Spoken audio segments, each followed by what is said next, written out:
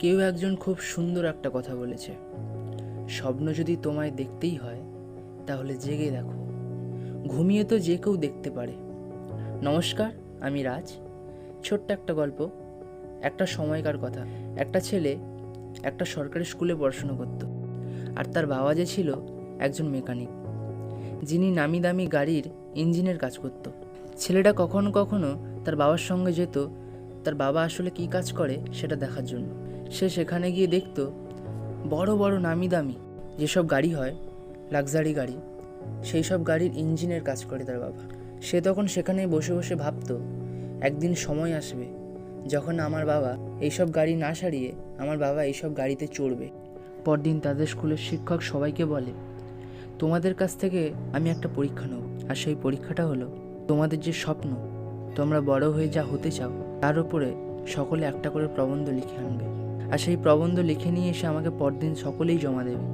যে যার মতো পরের দিন সকলে প্রবন্ধ লিখে নিয়ে আসে এবং শিক্ষকের কাছে জমা দেয়। শিক্ষক তাদের সকলের প্রবন্ধ দেখে এবং সকলকে তো পাশ করিয়ে দেয়, কিন্তু সেই ছেলেটাকে পাশ করায় না। বাচ্চা ছেলে একটু রেগে যায়। রেগে গিয়ে শিক্ষককে জিজ্ঞেস করে, মাস্টারমশাই, আমার প্রবন্ধে কী এমন ভুল রয়েছে যে কারণে আপনি আমাকে পাশ করাননি? শিক্ষক একটু মুচকি হেসে উত্তর দেয়, তোমার প্রবন্ধে কোনো ভুল নেই, এমনকি তোমার স্বপ্নেও কোনো ভুল নেই। ভুল রয়েছে তোমার বোঝায়। তোমার তো এখন অল্প বয়স, তুমি বুঝতে পারছো না যে তোমার পরিবারের যে অবস্থা, তোমার পরিবারের যে সামর্থ্য, তার থেকে বেশি তুমি স্বপ্ন দেখে ফেলছো। আর আমি সকলের খাতা দেখলাম, সবার থেকে তোমার স্বপ্ন একদম আলাদা। সবাই লিখেছে কেউ ডাক্তার হতে চায়, কেউ ইঞ্জিনিয়ার হতে চায়, কেউ বা মাস্টারমশাই হতে চায়, কেউ পুলিশ হতে চায়, কিন্তু তুমি লিখেছো আমি কোটিপতি হতে চাই, আমার কাছে বড় বড় গাড়ি হবে, দামি দামি গাড়ি হবে, যাতে আমার বাবাকে চড়াতে পারি। কিন্তু তোমার যা পরিবারের অবস্থা, এটা তোমার দ্বারা কখনোই সম্ভব না। তাই তোমাকে আমি আরেকবার সুযোগ দিলাম, তুমি এরপরে আমাকে এমন কিছু প্রবন্ধ লিখে নিয়ে এসে জমা দেবে যেটা দেখে আমার মনে হয় এটা তুমি করতে পারবে। তখন ছেলেটা জবাবে শিক্ষককে বলে, মাস্টারমশাই, আপনি আমাকে পাশ করান আর নাই বা করান, আমি আমার স্বপ্ন পূরণ করেই ছাড়ব। তারপর শিক্ষক তার উত্তর শুনে তাকে ফেল করিয়ে দেয়, তাকে পাশ করায় না। কিছু বছর পরে একটা অডিটোরিয়ামে একজন সফল ব্যবসায়ী তার সফলতার গল্প শোনাচ্ছিল, কিভাবে তিনি ব্যবসায় সফল হয়েছেন। আর সামনে কয়েকজন মানুষ তা বসে শুনছিল। তার মধ্যে ছিল সেই শিক্ষক, যিনি বৃদ্ধ হয়ে গেছিলেন, যিনার চুল পেকে গেছিল, চামড়া কুঁচকে গেছিল, পরনে ধুতি পাঞ্জাবি ছিল।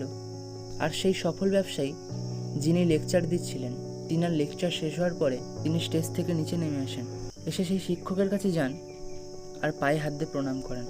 আর শিক্ষককে বলেন, কি মাস্টারমশাই, আমাকে চিনতে পারছেন? মাস্টারমশাই বৃদ্ধ হয়ে গেছিল, তিনার তেমন কিছু মনে পড়ছে না। তিনি বলেন, না বাবা, আমি তোমাকে চিনতে পারছি না, তুমি আমাকে প্রণাম করলে কেন? তুমি কি আমাকে চেনো? তখন ব্যক্তিটি উত্তরে বলে, মাস্টারমশাই, আমি সেই ছেলে যাকে আপনি শুধুমাত্র ফেল করিয়ে দিয়েছিলেন তার স্বপ্ন লেখার জন্য। তাহলে আমরা এই গল্প থেকে শিখতে পারি, অসম্ভব বলে দুনিয়ায় কিছুই নেই, সবই সম্ভব। আর যে যেটা করতে চায় সেটা সে অবশ্যই করতে পারে, শুধু একটু নিজের প্রতি বিশ্বাস আর একটু পরিশ্রমের প্রয়োজন। গল্পের শিক্ষকের মতো আমাদের আশেপাশে এমন অনেক মানুষ রয়েছে যারা চায় না তুমি ভালো কিছু করো, কিন্তু সময় তো আর থেমে থাকে না, সময় বদলাবে, আর সময়টা তোমাকেই বদলাতে হবে। আর আমি জানি তুমি পারবে। তাহলে গল্পটা আজ নয় এইটুকুই থাক, দেখা হচ্ছে পরের কোনো একটা গল্পে। ততক্ষণ আপনারা সুস্থ থাকুন, ভালো থাকুন। নমস্কার।